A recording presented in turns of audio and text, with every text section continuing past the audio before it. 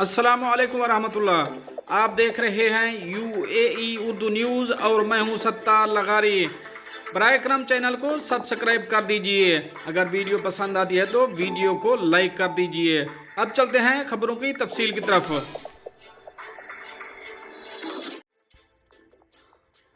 मुत्तहिदा अरब अमारात का कौमी दिन के मौका पर गैर मुल्कियों समेत सैकड़ों कैदियों की रिहाई का हुक्म।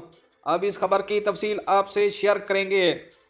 अरब टीवी की रिपोर्ट के मुताबिक सदर शेख मोहम्मद बिन जायद अल नहान ने इमारात के इस्लाही इदारों से 2259 कैदियों को रिहा करने का हुक्म दिया। इस इकदाम का मकसद रिहाई पाने वाले कैदियों को एक नई जिंदगी का मौका फराहम करने, उनके खानदानों में खुशियां लाना और उनके दुखों को कम करना है।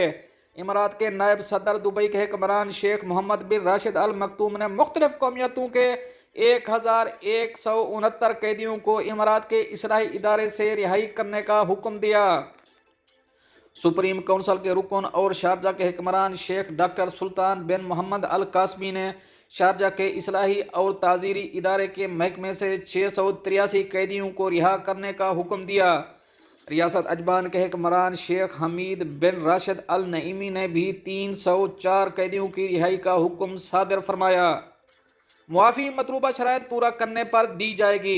जबकि फुजेरा के हुक्मरान शेख मोहम्मद बिन मोहम्मद अल शर्की ने फुजेरा में ताजीरी और इस्लाही इदारों से 118 कैदियों को रिहा करने का हुक्म दिया। मुख्तलिफ कौमियतों के कैदियों का इंतखाब अच्छे इखलाक और बर्ताव की बुनियाद पर किया गया। ये ऐलान हुकूमत की इस ख्वाहिश का हिस्सा है कि कैदियों को एक नई जिंदगी शुरू करने और उनके अहले खाना के लिए खुशी लाने का मौका फराहम किया जाए। दोस्तों, ये तो थी एक अहम अपडेट जो आप दोस्तों से शेयर करी है। मिलते हैं नेक्स्ट अपडेट के साथ नेक्स्ट वीडियो में। तब तक के लिए अल्लाह हाफिज़।